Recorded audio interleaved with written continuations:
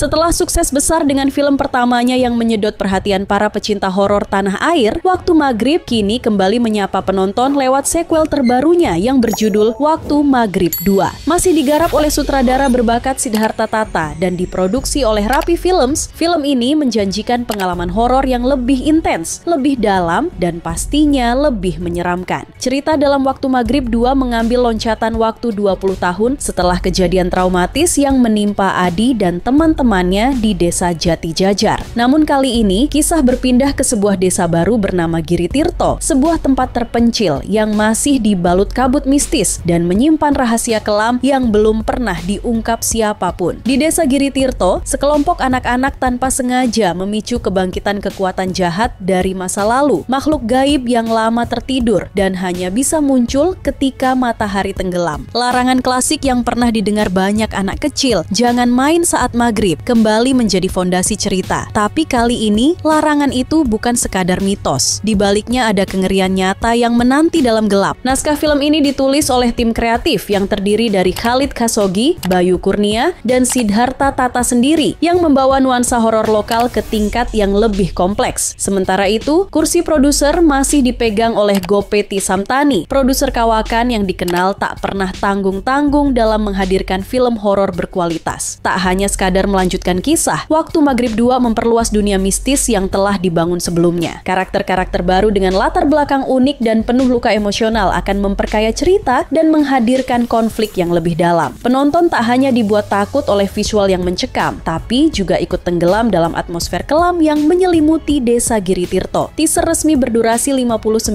detik yang telah dirilis di berbagai platform, termasuk YouTube, sudah cukup untuk membuat bulu kuduk berdiri. Adegan-adegan singkat namun intens menampilkan potongan teror dalam bentuk suara misterius, siluet makhluk gaib, hingga suasana maghrib yang sunyi namun mengancam. Waktu Maghrib 2 bukan sekadar film horor biasa. Ini adalah cerminan dari mitos dan kepercayaan masyarakat Jawa yang selama ini disampaikan dari generasi ke generasi, bahwa maghrib bukan hanya waktu pergantian siang dan malam, tapi juga gerbang yang membuka jalan bagi makhluk dari alam lain untuk menampakkan diri. Siapkah kamu menghadapi teror baru yang datang saat azan maghrib berkumandang?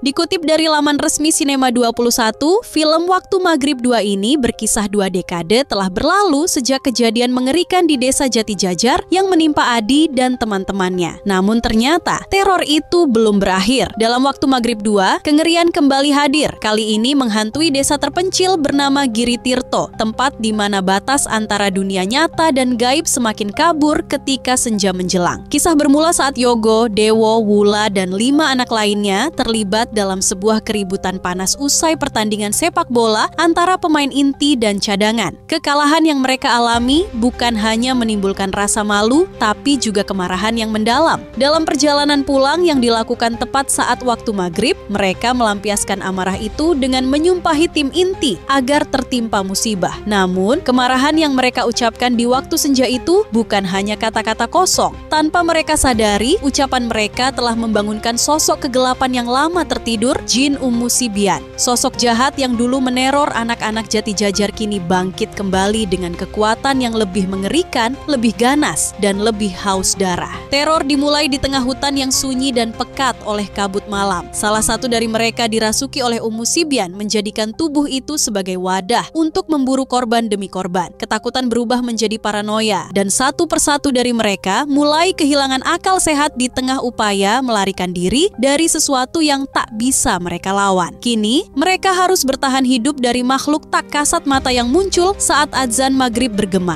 Dendam lama yang belum selesai, kutukan yang terulang, dan dosa kecil yang berujung maut menjadi inti dari kisah ini. Waktu Maghrib 2 tidak hanya menyajikan horor supernatural, tetapi juga menggali sisi kelam dari rasa bersalah, pengkhianatan, dan harga yang harus dibayar ketika manusia bermain-main dengan hal gaib.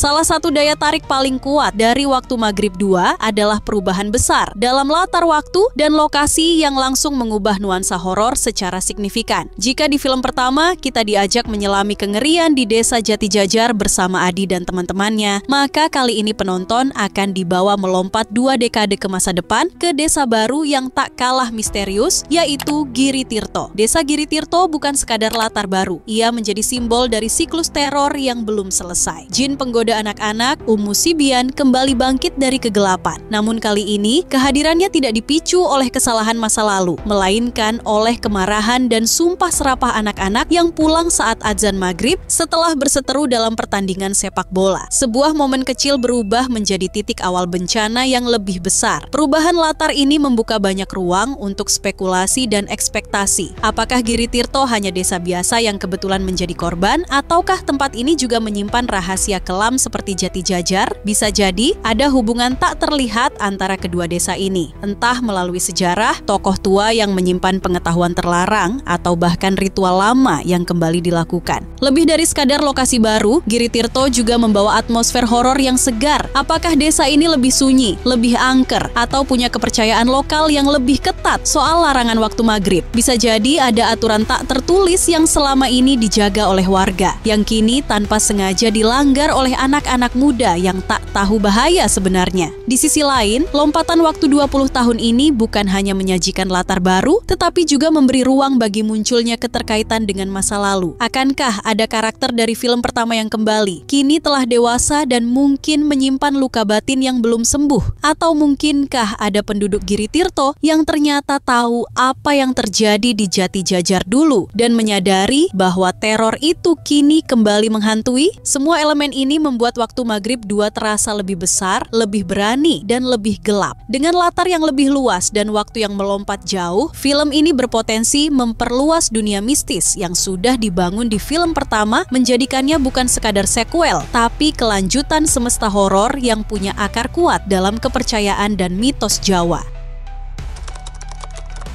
Tak hanya cerita yang berkembang semakin luas dan kompleks, Waktu Maghrib 2 juga membawa kejutan baru melalui jajaran pemainnya. Kali ini, deretan wajah segar dan bertalenta mengisi layar, siap menantang kengerian yang lebih gila dari sebelumnya. Nama-nama seperti Omar Daniel dan Anantia Kirana menjadi sorotan utama. Omar, yang sebelumnya lebih dikenal lewat peran-peran dramatis, kini siap membuktikan kemampuannya dalam genre horor yang menuntut intensitas emosional tinggi. Sementara Anantia, yang mulai bersinar lewat beberapa proyek sebelumnya, tampil sebagai tokoh kunci dalam cerita baru ini, menghadirkan sisi kepolosan sekaligus keberanian anak-anak dalam menghadapi teror yang tak kasat mata. Mereka akan beradu peran dengan Sultan Hamonangan, Gazi Al-Habsyi, Muzaki Ramdan, Sadana Agung, Nopek Novian, Bagas Pratama Saputra, dan Vita Anggriani, yang masing-masing membawa gaya akting unik dan latar pengalaman berbeda. Kehadiran para pemain muda berbakat ini diprediksi akan menciptakan dinamika karakter yang lebih hidup dan emosional, baik dari sisi persahabatan, ketegangan, hingga ketakutan yang menghantui. Yang menarik, interaksi antar karakter juga menjadi kunci dalam membangun ketegangan film ini. Apakah akan muncul karakter yang mencoba berpikir logis dan mencari solusi dari kutukan Ummu Sibian, ataukah sebaliknya akan ada sosok yang justru panik dan memperkeruh situasi sehingga mempercepat datangnya malapetaka? Komposisi karakter ini tentu akan berpengaruh besar terhadap nada film. Apakah akan lebih dramatis, penuh misteri, atau murni teror tanpa henti? Dari sisi gaya horor, Waktu Maghrib 2 digadang-gadang akan membawa pendekatan yang lebih berani dan visual. Jika di film pertama horor dibangun lewat nuansa sunyi, bisikan menyeramkan, dan kerasukan yang menghantui, maka kali ini kemungkinan besar kita akan melihat lebih banyak bentuk wujud menyeramkan dari Ummu Sibian, lengkap dengan efek visual dan elemen gore yang menguji adrenalin penonton. Bukan tidak mungkin film ini juga akan menggali mitologi Ummu Sibian lebih dalam, memperlihatkan asal-usulnya, cara dia memilih korban, hingga kutukan yang membungkusnya selama puluhan tahun. Dengan pendekatan sinematik yang lebih eksploratif, sequel ini tampaknya ingin membawa penonton masuk ke dunia gaib yang lebih nyata dan mematikan. Semua elemen ini membuat Waktu Maghrib 2 tampak seperti bukan sekadar lanjutan, tetapi juga peningkatan besar dari film pertamanya. Cerita lebih gelap, gelap, karakter lebih kompleks, dan horor yang jauh lebih mengerikan. Semua menjanjikan pengalaman menonton yang lebih intens dan tak terlupakan. Bagi para penggemar horor lokal, film ini bisa jadi salah satu puncak teror tahun ini.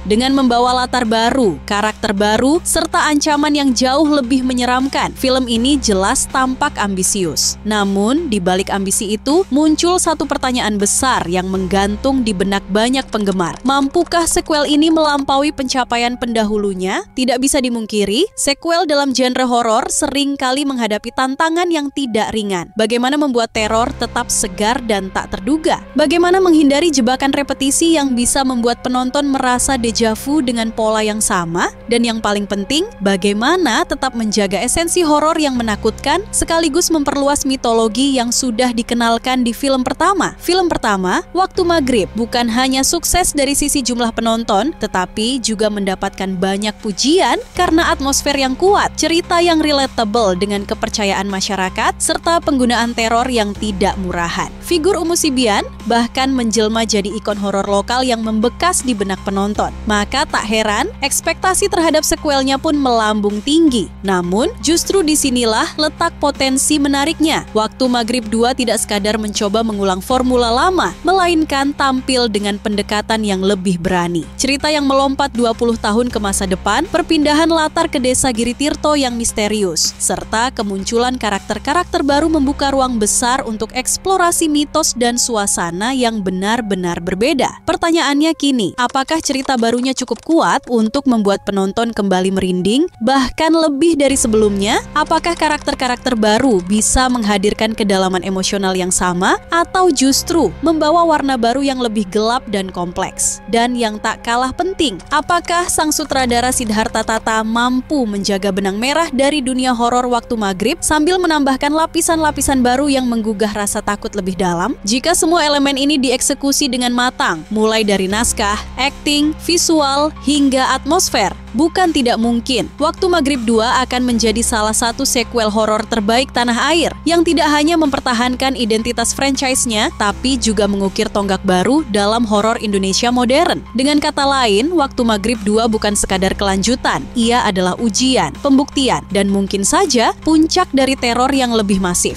Siapkah kita menyambutnya?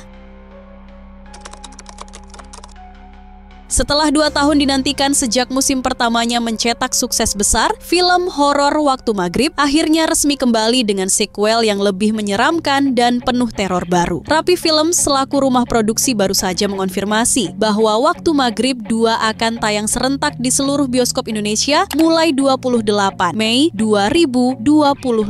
Kabar ini tentu jadi angin segar bagi para penggemar horor tanah air, apalagi mengingat film pertamanya berhasil membangkitkan kembali kepercayaan publik pada horor lokal yang berkualitas. Jadi, catat tanggalnya baik-baik, 28 Mei 2025.